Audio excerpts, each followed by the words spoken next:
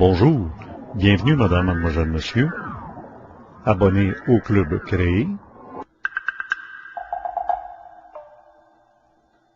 Nous traversons rapidement la cour des visiteurs et nous allons dans le temple,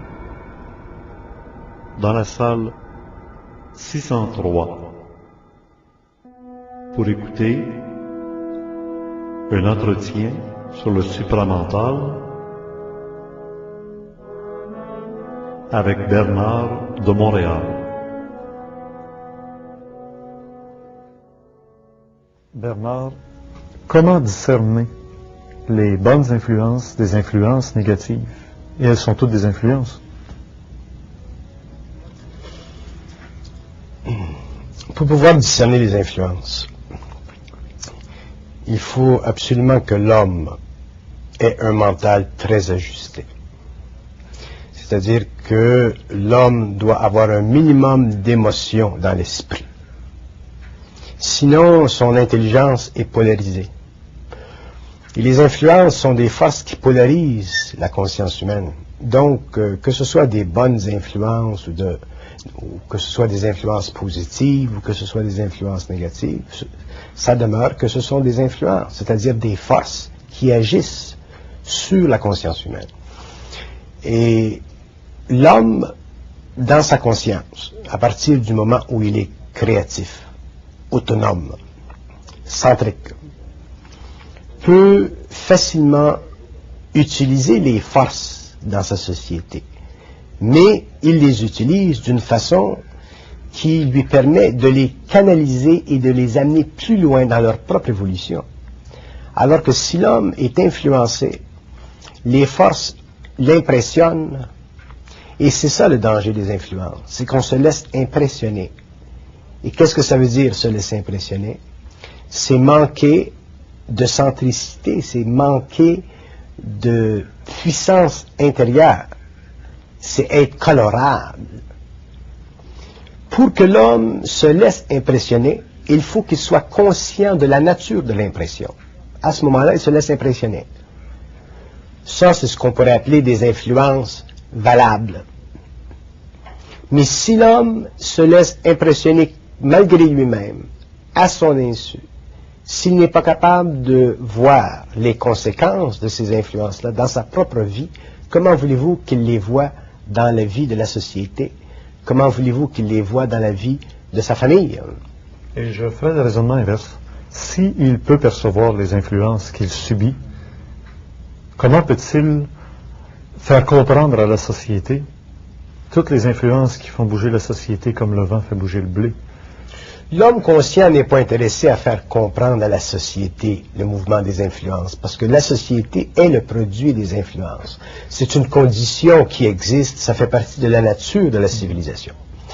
Mais l'homme peut faire comprendre à l'homme le mouvement, la nature des influences. Et à partir de ce moment-là, cette conscience, cette science, permet à l'homme de s'individualiser, c'est-à-dire de voir les influences, de les réaliser, mais de ne jamais les subir malgré lui-même. Et quand je dis malgré lui-même, je ne veux pas dire qu'il y ait des influences dans notre société qui n'ont pas sur nous de force et qui n'ont pas la capacité de nous mouvoir dans une certaine direction. Je veux dire, par malgré lui-même, que l'homme doit être conscient des conséquences de ces influences-là. Je vous donne un exemple. Nous avons toutes sortes de films à la télé. Il y a des films qui aujourd'hui sont beaucoup axés sur la violence, le meurtre, les états policiers ou la police. Un homme peut regarder un film tel que ceci pour voir jusqu'à quel point les forces en jeu découvrent leur mécanicité. Autrement dit, un type, par exemple, qui va regarder un drame policier, il peut voir, apprécier même, la complexité de tout l'appareil policier dans une ville, dans un pays ou à l'échelle mondiale. Donc, c'est une étude qui est valable. Il peut regarder le meurtrier, s'il est conscient, il peut voir pourquoi et comment le meurtrier en est arrivé à son état. Pourquoi? Parce qu'il a été quelque part astralisé. Donc, l'homme qui est conscient et qui regarde n'importe quoi n'est jamais affecté émotivement par ce qu'il regarde. Vous avez utilisé le mot astralisé. Est-ce que vous voulez dire encore qu'il est allé dans le monde de l'imaginaire et croit une réalité? Astralisé, ça veut dire que l'homme est affecté par des forces au niveau subconscient, des forces qu'il ne contrôle pas, des forces qui se serviront de pensée ou du monde de la pensée. De l'imaginaire? À travers l'imaginaire, pour imprimer dans sa conscience une influence qui n'est pas sous son contrôle, donc qui est à son insu. L'homme doit être, et l'homme peut être, très très conscient du monde mental qui s'actualise en lui. Mais pour ce, il faut qu'il arrive graduellement, au cours de son évolution, à dépolariser son mental, à conscientiser son ego. Et ainsi, il n'est plus affecté par les influences. Il n'est plus infecté par les influences. Il voit ce qui se passe dans le monde. Il comprend la marche du monde, mais il n'est pas lui-même affecté, conditionné, entraîné malgré lui-même. C'est ça. Parce qu'il a de la centricité, il a son propre gouvernail. Le problème avec l'homme moderne, c'est qu'il n'y a plus de gouvernail. Et plus la société devient complexe, plus elle devient grande, plus les pouvoirs économiques jouent du pouvoir politique, moins l'homme a la capacité de se garder le gouvernail. Et dans mon optique, l'homme n'a jamais eu réellement de gouvernail, mais auparavant c'était moins important de ne pas avoir de gouvernail. Alors qu'aujourd'hui, ça devient très important pour l'homme d'avoir un gouvernail parce qu'il est obligé maintenant de se promener sur une mer d'influence qui vient de tous les côtés du monde, des quatre coins du monde. Et à l'intérieur de ce mouvement qui est extrême et très dynamique et très puissant, il doit maintenir sa sanité, il doit maintenir son équilibre, il doit maintenir sa capacité de travailler dans une société qui devient de plus en plus influencée et influençable. Mais alors les gens qui sont restés accrochés ou qui sont encore dans le sein de certains bateaux qui ont eu un gouvernail, je pense aux églises, je pense à certains milieux sociaux, des castes ou des sectes ou des groupements sociaux qui se protègent en se gardant à l'intérieur d'une tradition, d'une idéologie, qui fait que ces gens-là semblent vraiment, je pense, je ne voudrais pas les nommer, mais il y a des mouvements religieux qui semblent vraiment en marge des tempêtes et des malheurs de notre société, s'accrochant à des textes sacrés, très très anciens. Mais ces individus-là n'ont pas de gouvernail, ils se servent du gouvernail de ces sociétés, du gouvernail communautaire. Et il ne s'agit pas pour l'homme, en tout cas je parle de l'homme du Verseau, de l'homme qui vient, de l'homme qui viendra, il ne s'agit pas pour cet homme de s'attacher au gouvernail collectif. Il s'agit d'avoir lui-même son propre gouvernail. Oui, mais dans ces cas-là, ces gens-là vous répliqueront, on est protégé par la collectivité. On est protégé par la collectivité dans la mesure où la collectivité n'entre pas en contradiction trop avancée avec la plus grande collectivité. Autrement dit, par exemple, excusez, dans les pays socialistes, la grande collectivité de l'Église a été menacée par la grande collectivité d'État. Dans les pays démocratiques, les sectes et tout ceci ont été et deviennent de plus en plus menacés par la collectivité démocratique, dans ce sens que la collectivité démocratique regarde dans ces sectes pour voir s'il n'y a pas des abus contre l'individu. Donc, vivre à l'intérieur d'une collectivité, ce n'est pas une sécurité pour l'homme, ça peut être une oasis temporaire. Mais pour l'homme, pour l'individu, pour l'esprit, pour l'identité, pour l'individualisation de l'être, il n'y a pas de place. Un être qui serait le moindrement individualisé, un être qui serait arrivé le moindrement à un état de conscience intégrale, qui aurait rapatrié la totalité de sa conscience, ne pourrait pas vivre à l'intérieur d'une secte, ne pourrait pas vivre à l'intérieur d'une église. Pourquoi? Parce que l'esprit d'une secte, ou l'esprit d'une église, ou l'esprit d'un front patriotique ou d'un front nationaliste est toujours un esprit collectif. Qu'il serve d'oasis, oui, parce que l'individu manifeste quand même une certaine naïveté par rapport à lui-même. Mais un individu dans sa totalité intégrale, qui ne vit que de son énergie créative n'a plus besoin d'être supporté par une conscience collective qui, d'une façon ou d'une autre, va limiter ses possibilités d'expansion de conscience.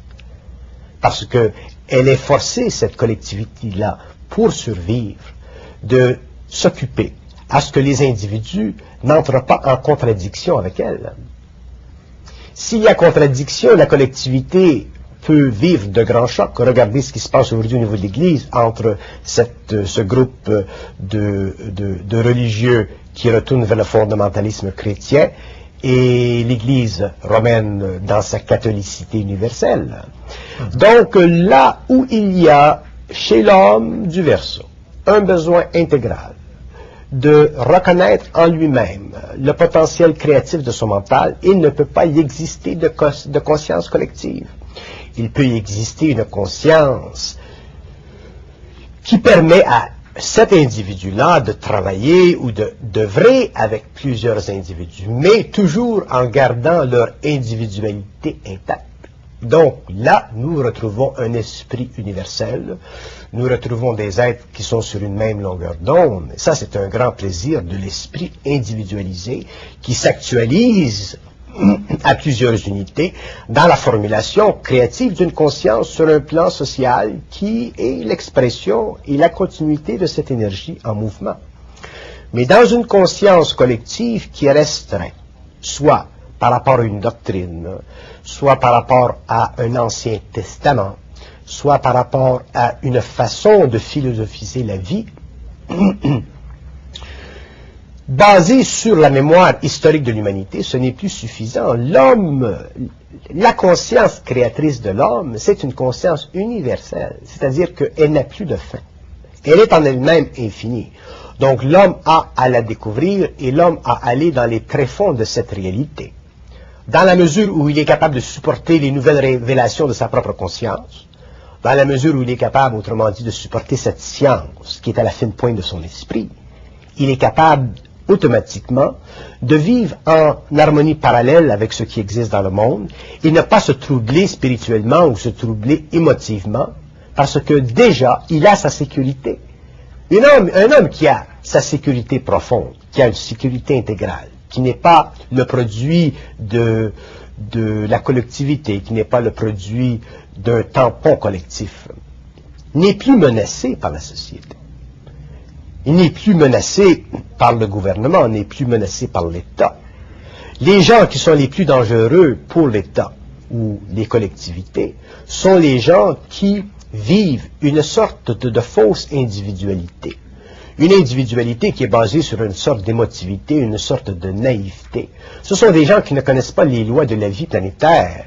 Ce sont des gens qui vivent d'une certaine imagination et qui ont le rêve de s'exproprier d'un domaine qui ne fait pas partie de la vie. L'homme doit vivre sur la planète, il doit regarder ce que les hommes de l'évolution ont créé. L'homme doit être, s'il est mûr, s'il est intégral, s'il est parfaitement sécure, il doit être capable d'apprécier General Motors, il doit être capable d'apprécier ce que les gouvernements font, il doit être même capable, et il devrait être capable d'apprécier ce que les systèmes policiers font pour la protection d'une grande collectivité. Sinon, ils vont fanatiser leur mental, ils vont émotiver leur perception du monde, et s'ils font ceci, ils vont fanatiser leur conquête, ils vont fanatiser leur mouvement. Ils seront obligés de s'exclure, ils seront obligés de se marginaliser. Être marginal, c'est une illusion. Être marginal, c'est de l'enfantillage psychologique. Être marginal, ça ne peut pas durer. Tous les groupes ou tous les groupements qui ont été marginaux n'ont jamais pu durer parce que pour être marginal, il faut d'abord avoir une puissance créatrice qui élimine la marginalité pour la rendre pénétrante, cette nouvelle conscience. Donc, pour qu'une marginalité devienne un fait de civilisation, il faut que cette marginalité soit assise sur la conscience créatrice d'une race nouvelle. C'est-à-dire qu'une race nouvelle, dans le mouvement créatif de sa puissance interne, va se marginaliser des anciennes races. Donc elle va côtoyer, elle va être à côté d'eux, et elle va continuer son propre mouvement. Donc les hommes du Verseau créeront sur la Terre une race mentale. C'est-à-dire, ils auront un esprit neuf. Ceci ne veut pas dire qu'ils n'iront plus chez Eaton pour acheter du linge. Ceci ne veut pas dire qu'ils n'iront plus dans les clubs boire un verre. Ceci ne veut pas dire qu'ils s'excluront de réaliser le besoin d'un service policier dans une ville quelconque. Ce sont des hommes qui, au niveau de l'esprit, seront marginaux, mais non pas au niveau du comportement psychologique. Et ça ne veut pas dire non plus une race, génétiquement parlant, différente des autres. Non, non, non. Quand je parle de race, je parle de l'expropriation catégorielle de l'esprit par rapport à une forme, sans pour cela que la forme soit elle-même fondée sur le principe de la corporalité. Pendant l'évolution, il y a eu des races. Il y a eu les Atlantes, il y a eu les races indo-européennes, dont nous sommes aujourd'hui la progéniture. Au cours de l'évolution, il y aura d'autres races, mais ce sera des races mentales. On ne dira pas cet homme appartient à une race blanche, ou une race noire, ou une race jaune. Ce seront des hommes de la race noire, de la race jaune, de la race blanche, qui feront partie de cette race, mais ce sera une race mentale. Ce sera un esprit universalisé dans des corps de différentes couleurs, mais qui ne seront plus assujettis à des lois d'évolution, c'est-à-dire à des lois où l'esprit devait d'abord se socialiser afin de devenir pragmatique. Ce sera des races où l'esprit n'aura plus besoin de se spécialiser dans la forme pour, avec le temps, vénérer sa propre forme. Donc, cette race mentale dont parle Aurobindo, dont parlent certains maîtres, ce sera le produit de la descente de l'esprit dans la matière, c'est-à-dire de la réunion du principe occulte universel de l'homme, sa source, avec sa forme, mais sans que la forme devienne un facteur déterminant dans l'évolution sociétale de l'esprit. C'est l'esprit qui deviendra le facteur déterminant dans l'évolution individuelle de la forme. Merci Bernard de Montréal.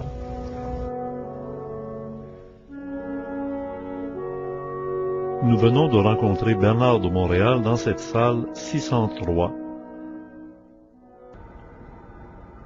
En retournant à l'extérieur du temple, en passant par la cour des visiteurs, il me vient à l'idée de suggérer à des gens qui aimeraient entendre les rencontres des salles 601 et 602 de s'abonner, même rétroactivement, pour les mois de janvier et février 2006.